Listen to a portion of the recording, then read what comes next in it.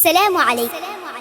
الحمد لله رب العالمين والصلاة والسلام على رسوله محمد وعلى آله وأصحابه أجمعين. Ideal girls মাদ্রাসা কর্তৃক আয়োজিত একযোগ পূর্তি উৎসব 2024 ও সিরাতুন নবী সাল্লাল্লাহু আলাইহি ওয়াসাল্লাম মাহফিলে উপস্থিত সম্মানিত অতিথিবৃন্দ, বিশেষ অতিথি, প্রধান অতিথি, মাননীয় অধ্যক্ষ মহোদয়, শিক্ষক শিক্ষিকাবৃন্দ ও অভিভাবকগণ এবং আমার বড় ও ছোট ভাই ও বোনেরা, সবাইকে আমার শুভেচ্ছা ও অভিনন্দন। আজকে এই মঞ্চে উপস্থিত হয়েছি ছোট সদস্য হিসেবে মাদ্রাসা শিক্ষার প্রয়োজনীয়তা সম্পর্কে কিছু কথা বলতে। শুরুতেই আমরা জানব মাদ্রাসা শিক্ষা সম্পর্কে। মাদ্রাসা আরবি শব্দ, এটি দর্শন শব্দ হতে উৎখলিত, যার অর্থ পাঠ। সুতরাং পাঠ বা অধ্যয়ন করার স্থান হলো মাদ্রাসা, অর্থাৎ এর শাব্দিক অর্থ হলো বিদ্যালয়। সাধারণত মাদ্রাসা শিক্ষাকে ধর্মীয় শিক্ষার সাথে তুলনা করা হয়, কেননা এখানে ধর্ম ও ধর্মীয় বিষয়াদি নিয়ে বেশি আলোচনা করা হয়। ইসলামী শরিয়াহ অনুসরণ করে শিক্ষা দেওয়া হয়, যা চরিত্র গঠনের মূল হাতিয়ার। এক্ষেত্রে মাদ্রাসা শিক্ষা অত্যন্ত গুরুত্বপূর্ণ, কেননা এই শিক্ষা শুধু জ্ঞানের প্রসারতা এনে দেয় না, পাশাপাশি উন্নত চরিত্র গঠন করতেও বেশ ভূমিকা পালন করে থাকে। সম্মানিত সুধী, মানব জীবনের জন্য জ্ঞান অর্জন করা অত্যন্ত গুরুত্বপূর্ণ একটি বিষয়। যেমন প্রিয় নবী হযরত মুহাম্মদ সাল্লাল্লাহু আলাইহি ওয়াসাল্লাম নিজেই ইরশাদ করেছেন, তলাবুল ইলমি ফরিদাতুন আলা কুল্লি মুসলিমিন, অর্থাৎ প্রত্যেক মুসলমান নর-নারীর জন্য জ্ঞান অর্জন করা আবশ্যক। ইবনে মাজাহ 224। ছাত্রছাত্রীর উত্তম চরিত্র গঠন করতে মাদ্রাসা বেশ ভূমিকা পালন করে থাকে।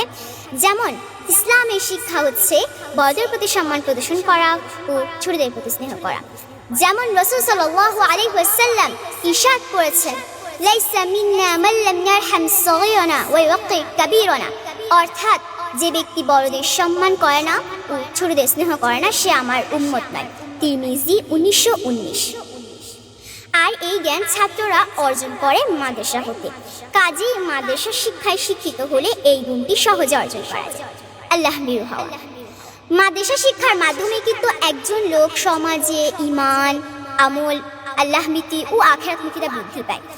আর এই বৈশিষ্ট্যগুলো আল্লাহ তাআলার নৈকট্য ও সন্তুষ্টি অর্জনের মাধ্যমে আখিরাতের কামিয়াবি অর্জনের অন্যতম পথ। সম্মানিত উপস্থিতি, আমরা জানি চরিত্র মানব জীবনের অন্যতম সম্পদ। চরিত্রবিহীন মানুষ পশুর সমান। এই অবস্থায় যে ব্যক্তি মাদ্রাসায় লেখাপড়া করে, সে নিজেকে কোরআন হাদিসের আলোকে গড়ে তোলে, ফলে সে উত্তম স্বভাব ও সুচরিত্রের অধিকারী হয়ে ওঠে। প্রকৃত মুসলিম হওয়ার অন্যতম শর্ত হলো হালাল হারাম মেনে চলা। মাদ্রাসা শিক্ষা একজন শিক্ষার্থীকে হালাল হারাম মেনে চলার শিক্ষা দেয়, ফলত সে বাস্তব জীবনে হারাম থেকে বেঁচে থাকে আর হালাল পথ অনুসরণের প্রেরণা পায়। পরিশেষে আমি বলতে চাই, মাদ্রাসা শিক্ষায় শিক্ষিত হলে লোকেরা তাহজিব, তামাদ্দুন, দ্বীন, ঈমান, ইজ্জত, আবরুর ইত্যাদি সংরক্ষণে ঐতিহাসিক ভূমিকা পালন করে থাকে। পথহারা মানুষগুলোকে সঠিক পথের দিশা দিতে এদের বিকল্প নেই। অনৈতিক কাজ কর্মের সাথে তাদের কোনো প্রকার সম্পৃক্ততা। মুঠ কথা, সৎ ও আদর্শ জাতি গঠনে মাদ্রাসা যে ভূমিকা পালন করে থাকে, সেই ভূমিকাকে অস্বীকার বা ছোট করে দেখার কোনো সুযোগ নেই। সবাইকে ধন্যবাদ। আসসালামু আলাইকুম।